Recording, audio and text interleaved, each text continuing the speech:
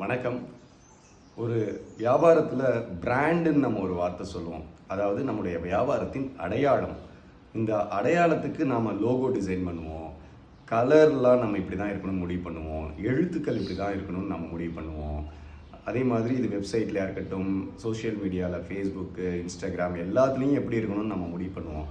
இது எல்லாமே ரொம்ப முக்கியம். இது எல்லாத்த விட ஒரு படி மேலே இன்னொன்று என்னென்னா, பிராண்டை பற்றின தகவல் ஒரு கதை மாதிரி, வரலாறு மாதிரி முக்கியத்துவம். இது எல்லாமே நம்மக்கிட்ட வேலை செய்கிற மொத்த பணியாளர்களுக்கும் தெரிஞ்சிருக்கணுங்க. அது தெரியலன்னா மேலே இருக்கிற மேலாளர்களோ முதலாளிகளுக்கோ தெரிஞ்சிருந்த மட்டும் பயன் ஆகாது.